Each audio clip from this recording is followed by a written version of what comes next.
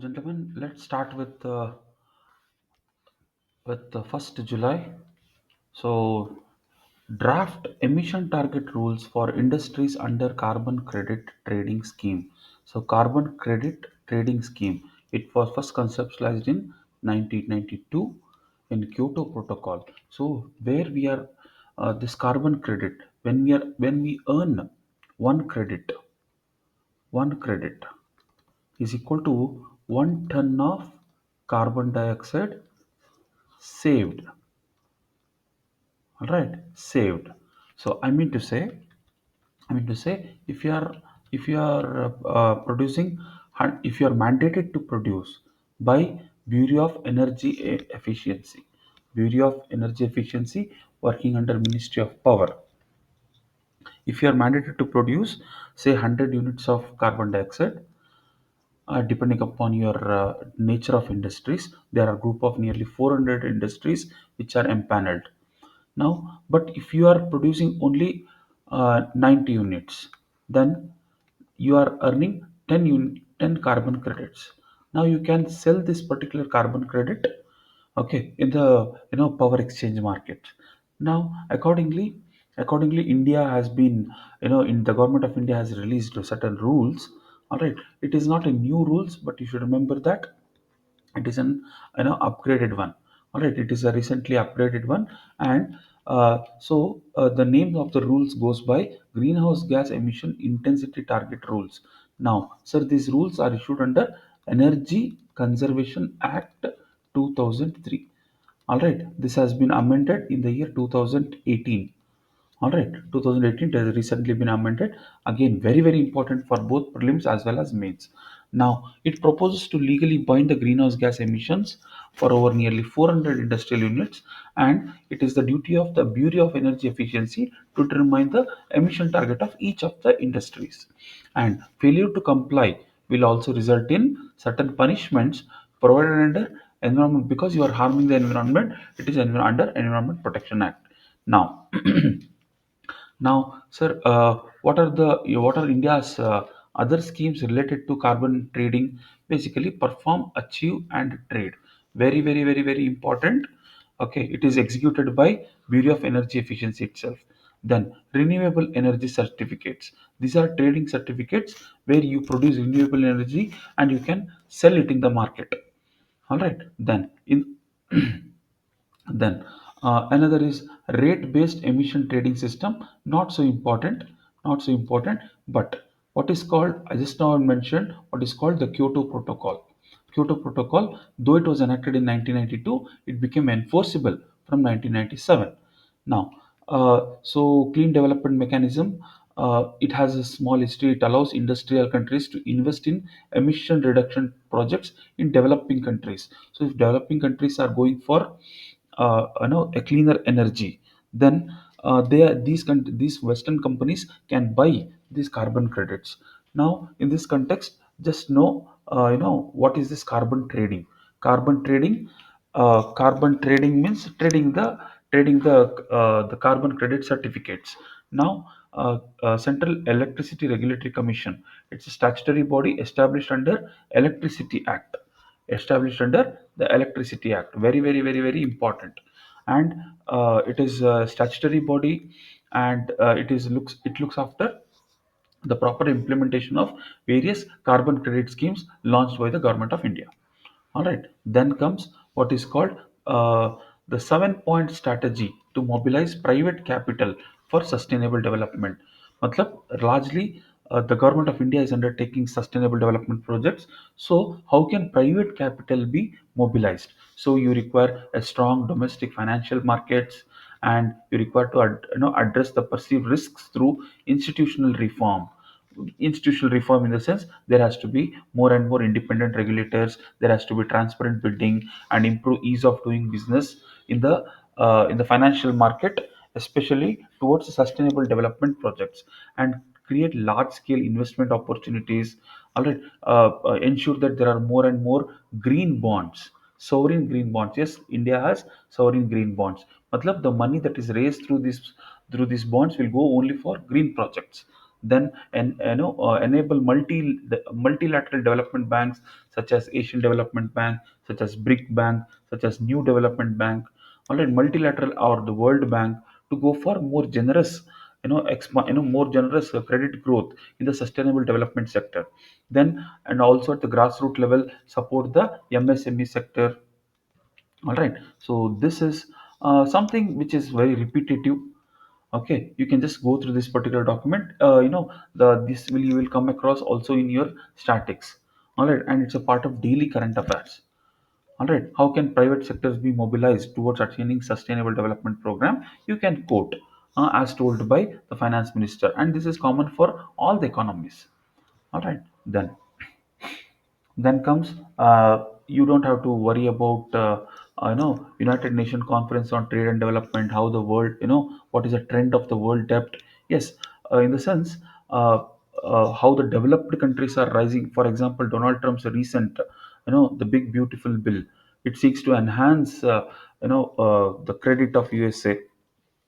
So, the and credit growth is an important part of economic growth. All right, more should be the dispersal of credit, but it should also be within the sustainable limits. All right, then comes RBI highlights Indian economy's resilience in its biannual biannual financial stability report. Very, very, very, very, very, very important report. Financial stability report is released by Reserve Bank of India, and again, it is a mandatory report under Reserve Bank of India Act. Now, uh, sir, they have quoted what is called Financial Stability and Development Council. It was formed in the year 2008, and it has almost all the top financial regulators, and it is headed by finance minister. Yes, it was done soon after the economic shock of 2008. Yes, it was established in 2010 given है, but ठीक है 2008 2009 आप याद कर सकते हैं. ठीक है, so uh, uh, to make the banking sector more and more resilient, more and more stable given the external shocks. So they have talked about some of the initiatives taken in the financial sector.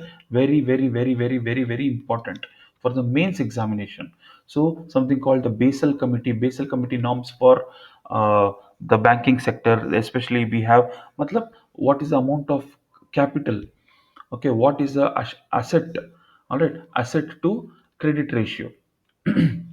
Then comes International Organization on Security Commission. I know this is also part of the Basel Committee itself. And then cyber resilience, some of the measures towards enhancing global financial markets, the banking system resilience. Then let's look at, yes, sir. Should I go across all this the facts? It's not as such mandatory, but going through once you will have you will have certain knowledge, all right, which helps you in writing a much more better answer. Now, in this context, for the preliminary examination, what do you mean by gross non-performing financial assets? Matlab represents the total value of all the loans where borrower has failed to make any type of payments for a specified period. So if you're not paying either interest or the capital, for more than 90 days, your assets are classified as gross non-performing assets. Now, out of the non-performing assets, there are certain provisions where they remove the bad debt from the gross performing assets, and that is called net non-performing assets. So just go through this particular document, it's very easy. Then comes then we'll come across what is called Wilmington Declaration. Yes, we'll go through the previous one. We'll go through the previous one. So now, what is this Wilmington Declaration? Very, very, very, very important for the prelims as well as the mains. So it comes in the sidelines of Quad Summit. But the Quad represents four group of countries. That is USA, Australia, Japan, as well as India. All right, this is Quad, and they have given a joint declaration called Wilmington Declaration. Coast Guards of India, Japan, USA, and Australia have launched first Quad at Sea Ship Observer mission. And now, what is this Wellington? Wellington is a place in USA, and here they talk about having a free, open, inclusive, resilient Indo-Pacific, especially in the context of China's assertiveness in Southeast Asia, especially the South China Sea. So they want to have a free, open, and inclusive, rules-based international order. So you should note that here all these four countries are democracies, and it is largely seen as anti-China. Now let us see something related to the Quad itself.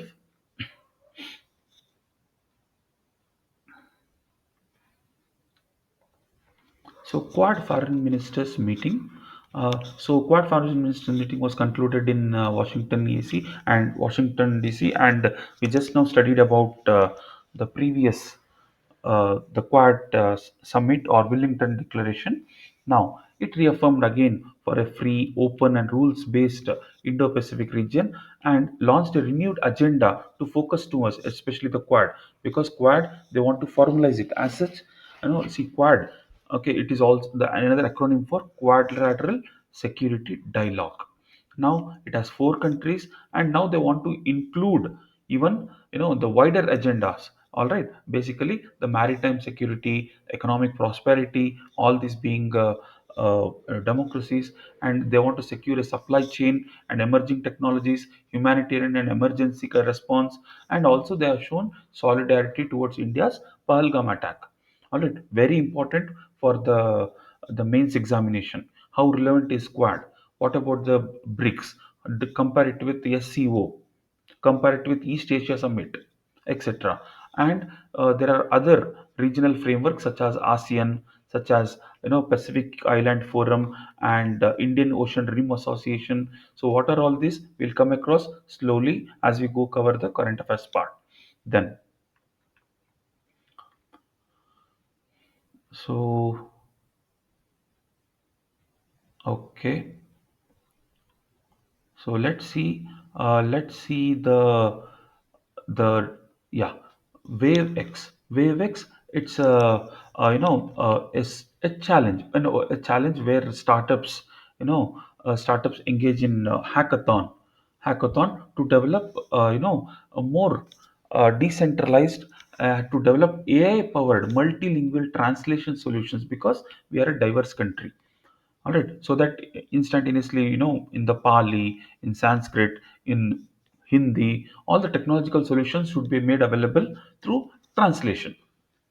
All right, like they have for global languages, you might be using Google Translation. Yeah, on the same along the same lines, we need to have for domestic languages as well. Then something called disaster alert system. So it is an India's indigenous indigenous SMS based alert system, very very important for the mains examination. All right, SACHET, developed by C. Dot Center for Development of Telematics. Okay, it is at the forefront of developing digital solutions for India's cyberspace. All right, it sends geo-targeted SMS alerts during disasters such as cyclone, storms, etc. Again, very important for the mains examination. You can write in e-governance. All right, then is a very repetitive topic called the rebellions. All right, tribal rebellions, peasant rebellions, okay, farmer rebellions, they come across in your modern history.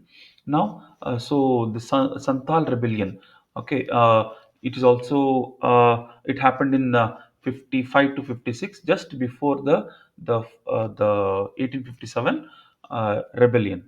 Okay, 1857 revolt. So why it happened? Who are the people?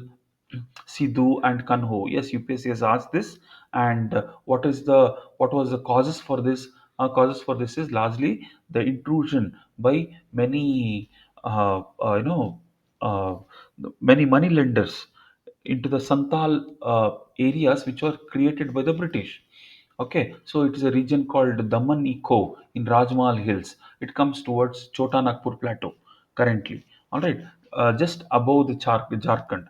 Now, so when money lenders were introduced, they started exploiting the farmers. Sorry, the tribals who are inhabiting there. So this resulted in a type of us versus them, which resulted in a rebellion.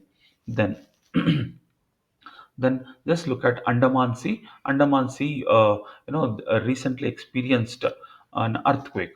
All right. So again, Andaman is a another seismic zone. All right, seismic zones formed because of the collision of plates, and it is also a region of high amount of corals. Okay, important for the preliminary examination, not so for mains. Then sir, in Supreme Court, all right, Supreme Court, article 124 of the Constitution, as such there is no reservation in the Supreme Court for the judges. It can be applicable only if the parliament amends the constitution. But however, However, the working of the Supreme Court, in the sense the the officials who are recruited into the Supreme Court, they are recruited only on the basis of the Chief Justice of India. All right. For the direct appointment, the Supreme Court has introduced what is called the reservation, direct appointment and promotion, especially for SC and STs. All right. So important for the mains examination.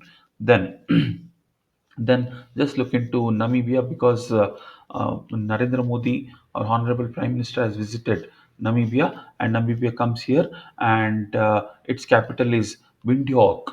Windhoek, important in the context of rich amount of marine deposits. All right. Then uh, something called employment linked incentive scheme. Very important. So, like you have production linked incentive scheme, increase in the production. You keep on increasing the production, you keep on exporting, there will be more incentives which are given in the on the same lines. If you are recruiting more number of employees, if you are recruiting, if you are a small organization, if you are a small organization who are having less than 50 workers, then for at least two additional employees, the government is giving up to 3,000 rupees per month for 2 years. This is just to incentivize the companies to go for creating more and more employment. All right. And if it is a first time employees, if it for the first time employees who are getting registered under Employee Provident Fund organization for first 6 months of continuous employment, then the government is giving 1 month of EPF wage up to rupees 50,000, disbursed in two installments. So and it is done through direct benefit transfer, that is through DBT. Okay, which is basically the jam trinity: Jandan, Aadhaar, and mobile number. Okay, important for so request you to go through this and make a note of it. Expect this question in both either prelims or in mains. Then comes national sports policy. So these are policies like you have national forest policy, national environment policy. All right, like that, these policies come under the various forest acts. That is to sorry, the sports policy comes under various acts, largely to strengthen India's sports infrastructure and make it eligible for the Olympics later on. Now, so the pillars of national sports policy is largely in aligned with national education policy. All right, to make sports also as one of the pressing areas, to strengthen the sports program from grassroots to elite level, enhance the capacity and governance, and promote the economic and potential of sports through sports tourism. And expect this question in the UPSC essay paper. Okay, general studies highly unlikely, because that has been the trend. Now, when it comes to sports, it under the constitution, sports is a state subject, and in India, Sports Authority of India. Yes, sir, is it a statutory body? The answer is no. All right, it is set up under Indian Societies Act, so it is still working as a society itself. All right, then. So to develop as sports as a people movement, and to drive mass participation, like you have IPLs, like that, various for other sports also, the government wants to encourage, go for more talent hunt. All right, so that there sports, once the competition increases, there will be more and more public private partnership in development of sports infrastructure. We have to use the corporate social responsibility to build more sports infrastructure in India. All right. So towards this, you can quote about Fit India movement, Kalo India. All right. Yes. Then again, very important topic. towards what is called research and development innovation scheme. Nearly 1 lakh crores of investments to encourage more and more private sector participation in cutting edge critical and strategic technologies. Critical and strategic technologies like defense, like AI, like drone, like robotics, like crypto, the blockchain technology, etc. All right. So the government wants to finance transformational projects, okay, which can bring large scale changes. And in this context, you should know that in the year 2023, Anusandhan National Research Foundation, as a custodian of all the funds, was created. So this fund will be under the the ANRF. All right. Then, okay. So ANRF funds, again, it is changed by the Prime Minister of India itself. So what are some of the emerging areas where development is more important? So especially in some of the areas like such as electronics, semiconductors, healthcare. So they want to focus on this. All right. Then comes, so this will be discussing in detail because it's been 1 year since the enactment of some of the transformative laws in reforming India's criminal judicial system. All right. So basically, the Indian Penal Code bar has been made more people friendly, because this was largely penal oriented, punishment oriented. This is largely reformative oriented. Bharatiya Nyaya Sanhita, then Bharatiya Nagarik Suraksha Sanhita. So all these are Sanskrit words. Then Indian Evidence Act, Bharatiya Saksha Adhiniyam. So it has a very detailed provisions. But again, sir, will they ask questions in the mains examination? Definitely yes, but not in essay. So do not have to worry about it. So it can be a subpart under reforming Indian judicial systems. All right, how can we reform to make it more and more inclusive? Because even today, the judicial service, all right, where they give justice, is still not considered as an essential public service. Okay, like you have policing system, like you have taxation system, like you have law and order. All right. Now, some of the important technological, driven solutions to bring justice closer to the common man. For example, e-saksha, e-summons. All right, electronic. You can provide your evidences electronically, and summons can be issued by the courts through electronic means. And and nyaya shruti, very very important, where witnesses, especially child victims, okay, they can provide their testimonies, okay, because judicial system is very expensive till date. All right, they want to reform it. Accordingly we have crime and criminal network and tracking system, where almost all the police stations, that is, see, they are talking about here 14,000 police stations. They have a complete network where people, once they submit their police verification documents, it will be available throughout India. So especially if someone does a crime in Karnataka and travels to West Bengal, all right, the police can verify it, and verify such type of drive, Ola drivers, cab drivers, so that they don't evade the law. All right, and any type of preemptive actions can be taken.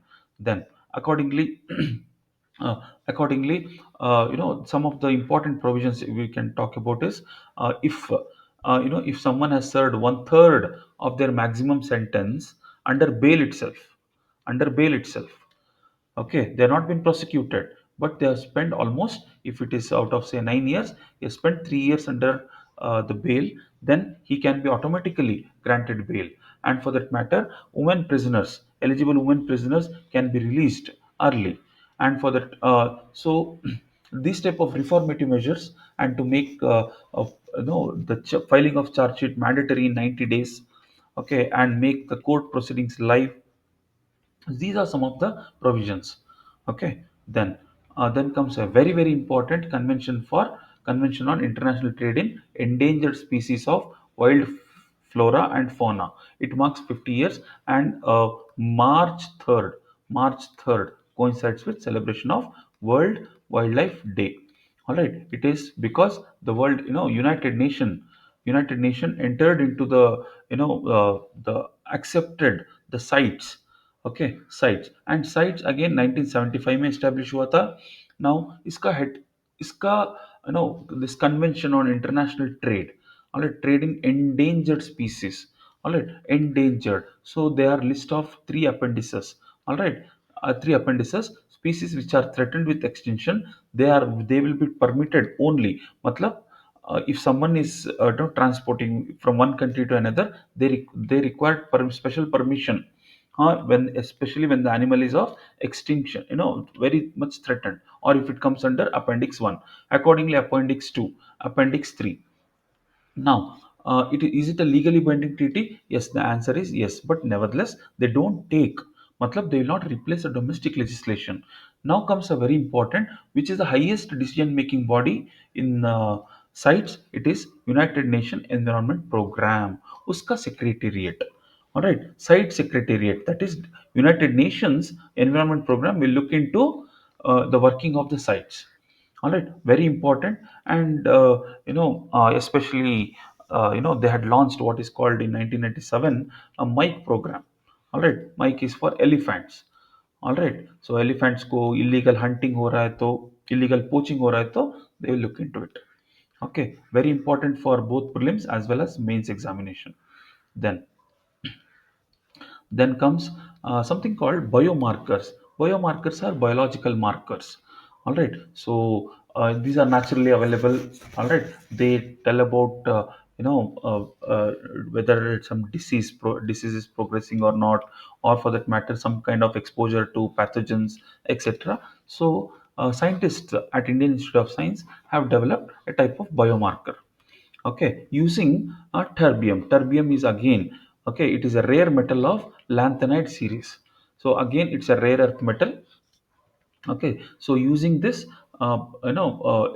scientists are able to develop a small paper sensor to check whether you are exposed to any type of harmful substances which can cause liver cancer.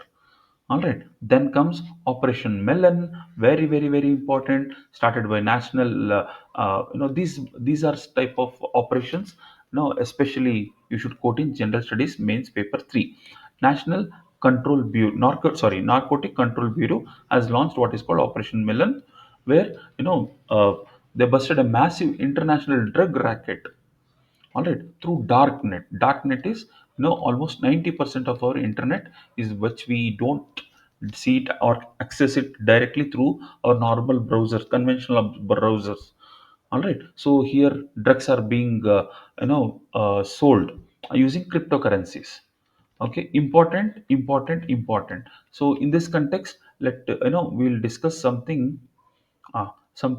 here called Thailand. All right, see here, Thailand. You can see here. This is the uh, golden triangle. India calls it as a death triangle. All right, at the crossroads of Thailand, Burma and Myanmar. Sorry, Thailand, Myanmar, and Laos. All right, and this is Golden Crescent. Again, here is also drug which is being, so India lies in in between both of them. Now, uh, let us see, this Operation Melon was successful largely because the Narcotic Control Bureau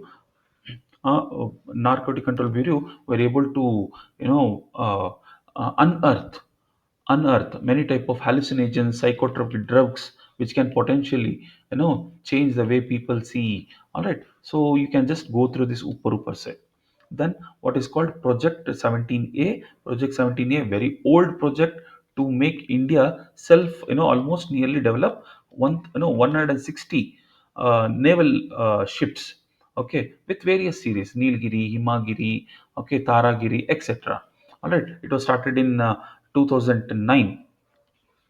Okay, it started in 2009. So P17 is it was a secret project, but now it has been become, it has been made public.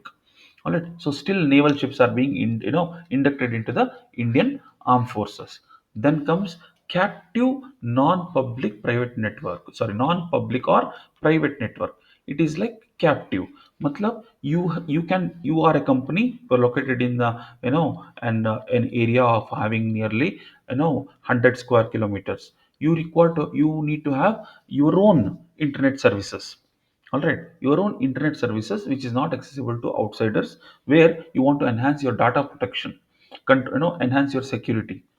All right, it is like, a non-public network, where you can,